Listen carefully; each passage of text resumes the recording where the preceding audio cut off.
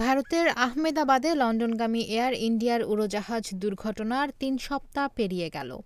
Boeing ড্রিমলাইনারের ওই AI-171 ফ্লাইটের দুর্ঘটনায় মারা যায় ২৬০ জন। ভয়াবহ এই বিধ্বস্তের ঘটনার পরও বোয়িং ড্রিমলাইনারকে নিরাপদ বলছে ভারতের এয়ারলাইন্স এয়ার ইন্ডিয়া। সম্প্রতি দেশটির পাবলিক অ্যাকাউন্টস কমিটি PAC-কে দেওয়া এক মতামতে তারা এই দাবি করে। ভারতের সংবাদ মাধ্যম ইন্ডিয়া টুডের এক প্রতিবেদন থেকে এসব তথ্য জানা যায়। সূত্রের বরাতে প্রতিবেদনে দাবি করা হয়, বোয়িং ড্রিমলাইনারকে সবচেয়ে নিরাপদ উড়োজাহাজের মধ্যে একটি বলে পাবলিক অ্যাকাউন্টস কমিটিকে জানিয়েছে এয়ার ইন্ডিয়া।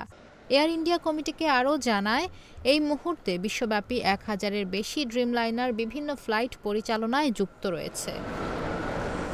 সম্প্রতি PAC-র একটি বৈঠক হয়, যেখানে মূলত বিমানবন্দরে শুল্ক আরোপ নিয়ে আলোচনা করার কথা ছিল, কিন্তু গত ২২ জুনের দুর্ঘটনার পর এর আলোচনার বিষয়বস্তু পাল্টে যায়।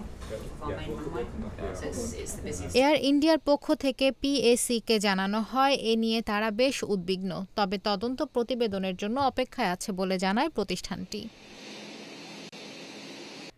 গত ১২ জুন আহমেদাবাদ থেকে লন্ডনগামী এয়ার ইন্ডিয়ার বোয়িং বিমান বিধ্বস্ত হয়। উড়োজাহাজে থাকা ২৪২ জনের মধ্যে ২৪১ জনেরই মৃত্যু হয়। পাশাপাশি উড়োজাহাজটি যে হোস্টেলের ছাদে ভেঙে পড়ে, সেখানে ১৯ জনের মৃত্যু হয়েছে বলে জানায় কর্তৃপক্ষ।